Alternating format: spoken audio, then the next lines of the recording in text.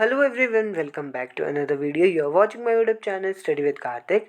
तो आज की इस वीडियो में हम बात करेंगे साइकोलॉजी सेक्शन के बारे में, जो कि हमारे HP TET, TGT arts, medical, non medical, JBT, Shastri, LT TET सभी में 30 नंबर का पूछा जाता है और एक बहुत अच्छा स्कोरिंग सेक्शन होता है, क्योंकि अगर आपके यहाँ से 25 से अबव नंबर बन जाते हैं तो एक आप अच्छा स्कोर जो है अपना अर्न कर सकते हो। ठीक है, तो हम ये सीरीज़ चलाएंगे। इसमें हम साइकोलॉजी के बहुत सारे क्वेश्चंस जो है प्रीवाइक्यूज होंगे मैक्सिमम, वो अटेम्प्ट करेंगे, और इसके साथ साथ अगर बन पाएगा तो हम कुछ और क्वेश्चंस भी बाद में डिस्कस करेंगे।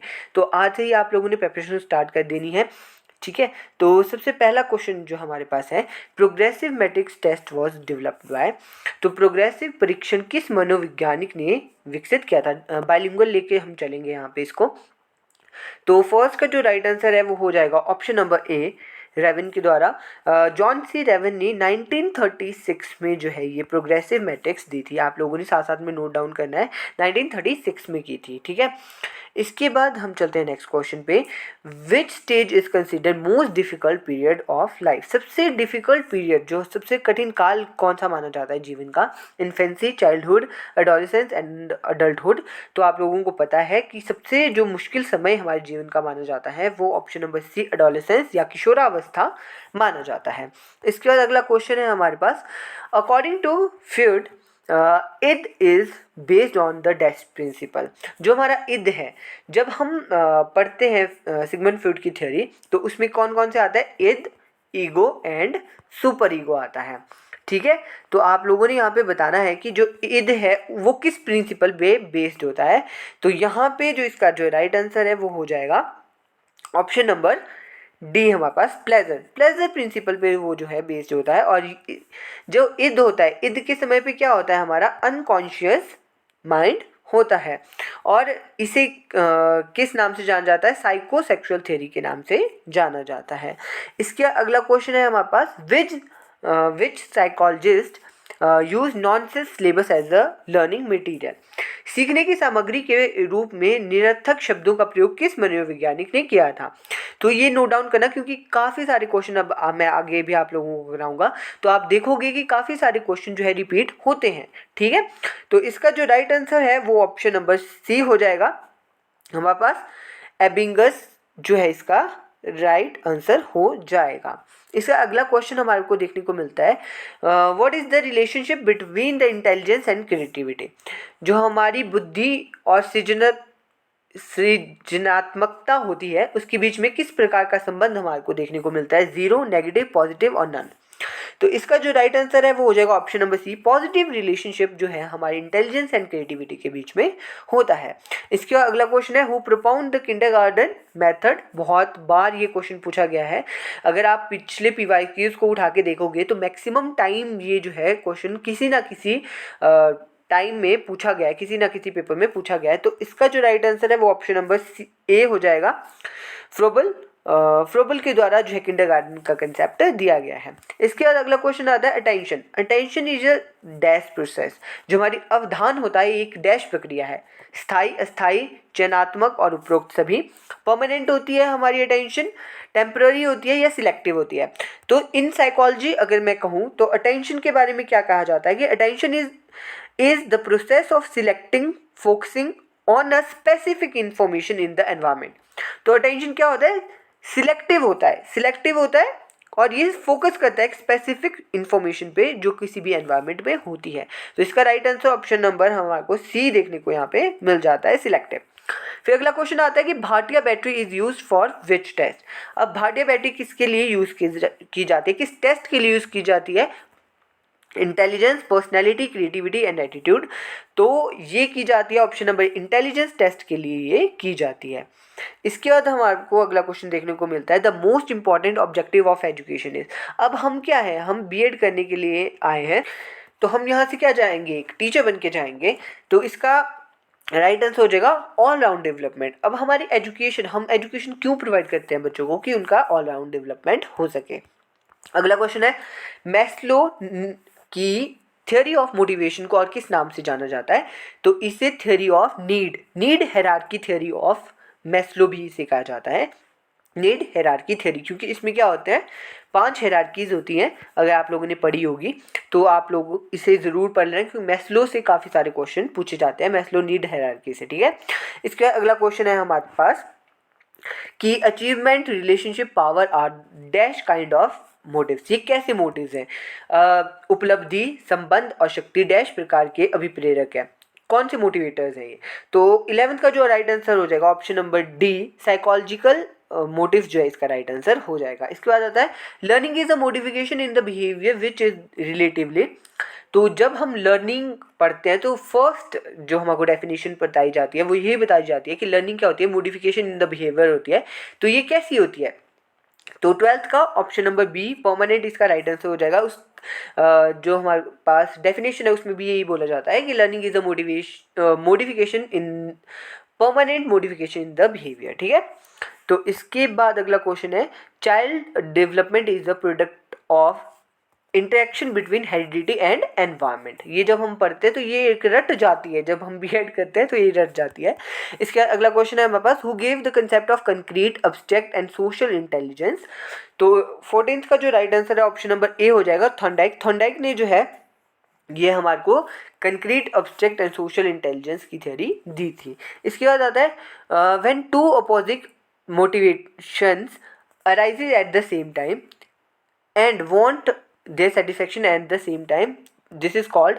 दो विरोधी प्रेरणाएं, जो दो क्या है, अपोजिट मोटिवेटर्स है, एक समय में उत्पन्न हो जाती है, तो उस समय और एक ही समय में उसकी संतुष्टि चाहे तो उसे क्या कहेंगे? तो वो क्या हो जाता है? द्वंद्व हो जाता है, कन्फ्लिक्ट जो है उसे कहते हैं।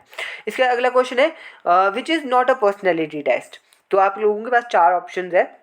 रोशप टेस्ट है, PA 16 PF क्वेश्चनियर है, TAT है और बेनेट सेमन स्केल है। तो इसका जो राइट आंसर है 16th का option number D, Bennett semen scale जो है इसका राइट आंसर हो जाएगा। 16 PF क्वेश्चन ये बहुत ज़्यादा इंपॉर्टेंट है, क्योंकि ये मैंने देखा है कि काफ़ी सारे क्वेश्चन में पूछा गया है। तो इसको प्रोपाउंड किसने किया था? तो RB कैटल जो है आप लोगों ने यहाँ पे याद रखना है। आगे कोई क्वेश्चन पक्का इससे देखने को मिल जाएगा। RB कैटल जो है इसका आप लोगों ने राइट आंसर है, मतलब इसको प्रोपाउंड किया था उन्होंने, ठीक है, ये आप लोगों ने याद रखना है। इसके बाद चलते हैं अगले क्वेश्चन पे। अगला क्वेश्चन है who gave the theory of psychological development. Psychological development की थ्योरी किसने दी थी? जो 17th का ऑप्शन नंबर सी, इरिक्सन जो है राइट आंसर हो जाएगा। इरिक इरिक्सन ने गलत पढ़ दिया था मैंने, साइको सोशल डेवलपमेंट है ये। साइको सोशल डेवलपमेंट थ्योरी किसने दी है? इरिक इरिक्सन ने दी है। और इसकी कितनी स्टेजेस होती है? 8 स्टेजेस जो है इसमें डिफाइन की गई है, ये आप लोगों ने याद रखना है। कई बार पूछा जाता है कि 8 stages of psycho social development किसने दिए? तो वो इरिक इरिक्सन आप लोगों ने याद रखना है। इसके बाद आता है व्हेन वाज फर्स्ट जो हमारी psychological lab establish in India. तो इसका जो राइट आंसर है 18th का ऑप्शन नंबर बी हो जाएगा, 1916 जो है इसका राइट आंसर हो जाएगा। और इसको कहाँ पे एस्टेब्लिश किया गया था? कोलकाता, आप लोगों ने याद रखना है। और जो father of psychology in India कहा जाता है वो किसे कहा जाता है? नरेंद्र नाथ सेन गुप्ता को कहा जाता है, नरेंद्र नाथ सेन गुप्ता आप लोगों ने याद रखना है। इसका अगला क्वेश्चन है child center education was advocated by which of the following thinkers. तो बाल केंद्रित शिक्षा का समर्थन निम्नलिखित में से किस विचारक द्वारा किया गया है? तो इसका जो right answer option number D हो जाएगा, जॉन डेवी। जॉन डेवी क्या थे? चाइल्ड सेंटर एजुकेशन के प्रोपाउंडर थे। इसके बाद अगला क्वेश्चन आता है Piaget's which stage is related to abstract and logical thinking. तो आप लोगों को पता है कि कितनी स्टेजेस है जीन पियाजे की थ्योरी में, वो आप लोगों ने कमेंट सेक्शन में बताना है। तो 20th का जो right answer option number C, formal operation stage में क्या होती है? एब्स्ट्रैक्ट एंड लॉजिकल थिंकिंग जो है बच्चों में आ जाती है। तो इसकी आप लोगों ने जो है एज भी याद रखनी है कि किस एज में किस स्टेज में कितनी एज के बच्चे आते हैं, वो आप लोगों ने याद रखना है। तो जैसे यहाँ पे देख ही लेते हैं, सेंसरी मोटर में क्या होता है? सेंसरी मोटर में 0 से 2 साल के बच्चे आते हैं। फिर प्री ऑपरेशनल में 2 से कई जगह 6 और 7 आपको दोनों मिलेगा। और उसके बाद कंक्रीट ऑपरेशनल में क्या आता है? 7 से 11 साल तक के बच्चे आते हैं। और हमारे जो फॉर्मल ऑपरेशनल है उसमें 11 से 14 साल तक के बच्चे जो है आते हैं। तो ये आप लोगों ने काफ़ी अच्छे से पढ़ लेना है। और इसमें असिमिलेशन आता है, अकोमोडेशन आता है, तो ठीक है, ये आप लोगों ने बहुत अच्छे से पढ़ना है। इसके बाद अगला क्वेश्चन है हमारे पास, a child of 16th years score 75 in IQ test, his mental age. अब यहाँ पे क्या आता है IQ। IQ का फॉर्मूला क्या होता है, mental as divided by chronological S multiply by 100।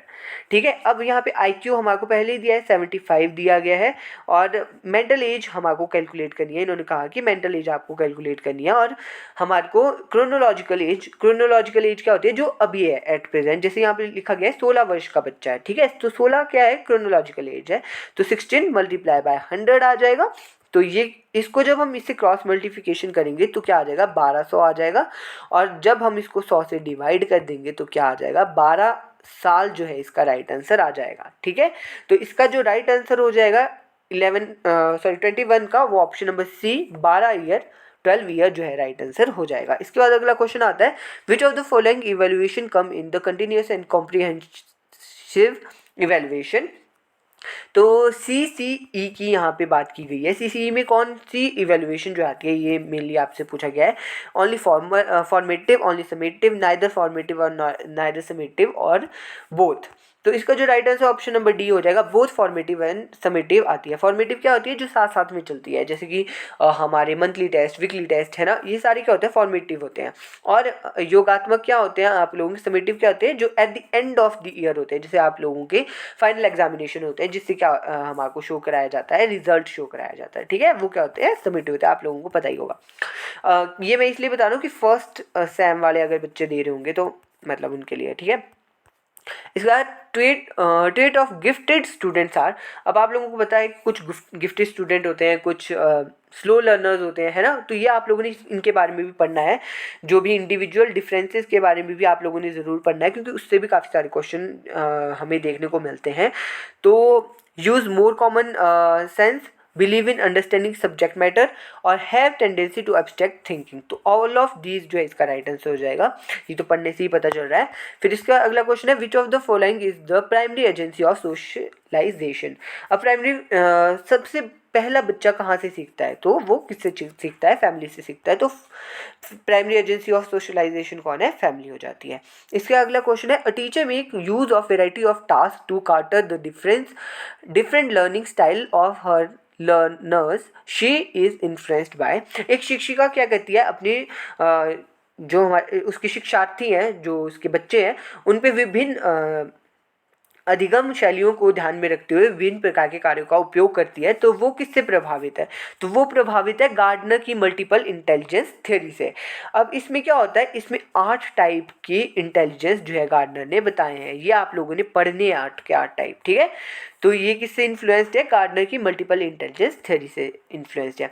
फिर अगला क्वेश्चन आता है, on which development is gene Piaget's theory of child development is based. तो अगर आप लोगों ने जीन पियाजे की थ्योरी पढ़ी है तो उसे क्या कहा जाता है, कॉग्निटिव डेवलपमेंट थ्योरी भी कहा जाता है। तो ऑप्शन नंबर बी जो है इसका राइट आंसर हो जाएगा। इसके बाद अगला क्वेश्चन है हमारे पास कि development is a dash process. अब डेवलपमेंट क्या है, तो डेवलपमेंट एक कॉन्टिन्यूस प्रोसेस है। ऐसा कहा जाता है कि जो हमारी डेवलपमेंट होती है वो कंटिन्यूस होती है टिल डेथ तक, और जो ग्रोथ क्या होती है, ग्रोथ एक टाइम के बाद हमारी जो है रुक जाती है। तो इसलिए डेवलपमेंट क्या है, हमारी कंटिन्यूस प्रोसेस है टिल डेथ। इसके अगला क्वेश्चन आता है, to write down the behaviour that happen on the spot in order is called. तो मौके पर घट रहे व्यवहारों को उसी क्रम में लिखना क्या कहलाता है, तो ये क्या कहलाता है, विवरणात्मक कथाएं या नरेटिव्स कहलाता है। क्योंकि हम क्या नरेट कर रहे होते हैं कि ये चीज़ ऐसे हुई थी, ऐसे ऐसे हुई थी, ठीक है, उसी क्रम में। तो क्या होती है, नरेटिव्स होते हैं या विवरणात्मक कथाएं होती हैं। इसका अगला क्वेश्चन आता है, experiment is a method of testing. तो एक्सपेरिमेंट क्या है, experiment is a method of testing hypothesis. तो क्या है, परिकल्पनाओं का परीक्षण विधि जो है वो प्रयोग कहलाती है। इसका लास्ट क्वेश्चन है हमारा, the learning process and the learning situations are main aspect of. तो शिक्षार्थी अधिगम की प्रक्रिया और सीखने की परिस्थितियां मूल पहलू हैं। किसके मूल पहलू है? शिक्षा मनोविज्ञान के, एजुकेशनल साइकोलॉजी के, ये जो है मेन एस्पेक्ट है। तो ये थे हमारे 30 क्वेश्चन। इसी तरह से 30 क्वेश्चन की सीरीज मैं आगे लाता रहूँगा आप लोगों के लिए। आपको अगर इसमें कोई भी कमी लगी होगी तो आप लोगों ने कमेंट सेक्शन में बतानी है ज़रूर, ताकि मैं उसको जो है चेंज कर सकूं। सो मिलते हैं नई वीडियो में, तब तक के लिए thank you so much. And channel को सब्सक्राइब ज़रूर करिएगा, लाइक भी ज़रूर कर दीजिएगा।